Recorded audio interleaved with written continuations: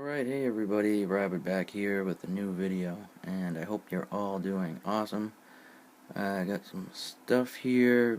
It will be the first part of the haul, and I did pick up a Superman t-shirt there, which is really nice, and at Marshall's they had a bunch of the Venom mashers for a great price, so I did pick up one of him. And I ordered the Disney Infinity Black Spidey, which I absolutely love. It's just super cool. Super clean paint and nice sculpt, and it looks good on that new blue card they have there. I got the Iron Spider and Spider-Gwen mini-mates there. It's a 2-pack, which is really great, packed with accessories and options to display them. And I did get 2 of the new 2-packs. The Thor one there with Lady Thor. It's just an amazing figure. They did take off the wrist swivel, but left everything else intact from this older, really good female mold. But it's weird, they did take away the wrist swivel. It's still great and much more articulated still than some of the newer bodies. And the Thor there is pretty good. I like the proportions and sculpt. Paint is really clean too, but he's just got such a derpy looking douchebag smile on his face. And then the 2-pack there with Superior Iron Man and Machine Man. And this one I will leave on the card there because I do love the packaging. I wanted to pose around the Lady Thor anyway because she was all hunched over and weird inside the box, so I just ripped that one open. I did snag those 2 Dawn of Justice Batman figures, and I got the 0-year Batman there, and it's a really cool figure. And then my dad actually has started buying some comics for himself, kind of outside the realm of what he usually collects, but it is something he's always sort of been into, and more as a kid. But he's definitely always loved Mars Attacks, and he picked up the new issue for himself and me. Snagged me X-Force issue there, and he bought himself a couple other comics. I'll show some pictures at the end. He did buy a first appearance Tarantula, Amazing Spider-Man, and that's in a graded case. And then he bought a EC science fiction comic, which is something he's really was always into. Okay, so I did get one item in the mail today. It's Jango Fett. As you can see, I did get a chance to order this off of Hasbro Toy Shop and used a promo code to save 20%, so it was just a great deal, and timing was pretty important because I don't think it lasted long in stock. And yeah, just so glad to have gotten this guy like that, because I just wasn't gonna pay anything more than retail for it. I haven't seen really any new Black Series figures in the stores, so yeah, really cool. Alrighty guys, so this will be the last part of the haul, and got some really awesome stuff here that I was very much looking forward to, and a lot of these I've wanted for a while. I did get the Marvel Legends Modern Iron Man from Series 8 Toy Biz. Great Iron Man. It did take me a while to get. I used to not like it as much, but I warmed up to it and decided if I can find it for a good price, still in package, I'll get it. And it looks so good in the package. The base is so cool. And with the comic in the background with Iron Man, I just wish they packaged him with the face mask on.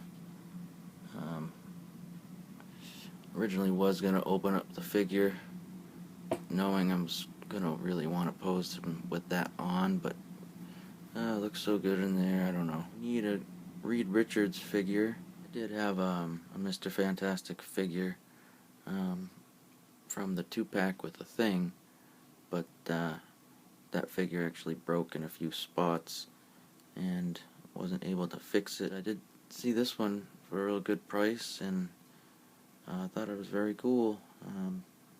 You can take the vest thingy off, which I will do once I get it open. I was able to add this to the collection, the 2-pack with the Skrull and Kree Soldier, and I really like these figures. I love the 2-pack packaging they were doing with these, and I do have the Skrull from that Fantastic Four. I have the regular Skrull opened already, so this one I definitely want to leave it sealed up.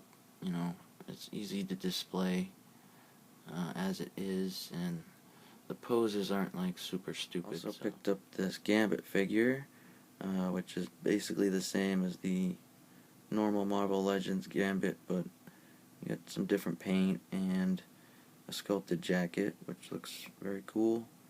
But yeah, it comes packaged with this giant disc launcher that runs off batteries. I'm actually going to keep that one in the box there. I wish it wasn't faded. I wish it was as vibrant as the card back on the Wolverine here, which amazing head sculpt, I think.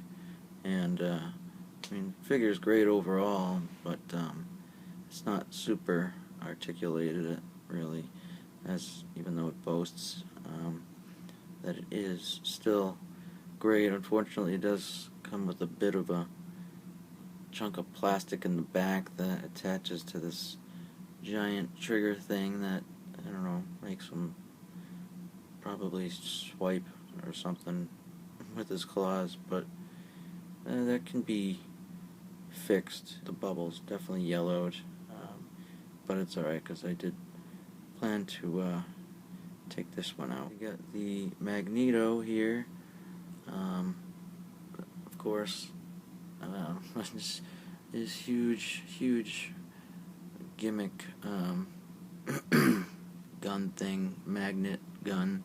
It's pretty cool, actually, but not something you'd want, Magneto really using. But it's got another great head sculpt, nice removable helmet, and pretty much overall is a pretty cool Magneto figure. And I do love this packaging in particular. Probably one of my favorites for the the lines that were happening alongside normal Marvel Legends. And then the Angel, which, again, such a great head sculpt and paint, and great figure all around, and it is really nicely articulated, and it comes with this huge-ass gun that shoots missiles, but, he doesn't have to be holding that at all, and, there's nothing else funky going on with the figure, so it's a very nice figure. Yeah, also real quick here, you see my Taskmaster. Did go over some of the white parts that he had with some more layers of white, because it just wasn't vibrant enough. It had blue coming through. And then added some paint to the harness and added this cape. It was an extra Sentry cape I had. I had to trim the bottom of the cape because it was a bit too long on this guy. And I just sculpted up there at the top a bit more of a complete look than the normal cape kind of shows. And actually on around his neck. Underneath his hood is the little hood piece that comes with the Spider-Gwen figure for when she's not wearing her hood. And it actually, the white in there, it takes up a good amount of space. It fills in the gap a bit that it has without it, and it just helps complete kind of the look, I feel, a bit more. And then I did give it Zemo's sword, and yeah, just added lots of layers of white paint to the cape, because yeah, it was blue, and you know, it came out alright. I'm pretty happy with it. You know, it could have been better, but it does easily just pop off if I want.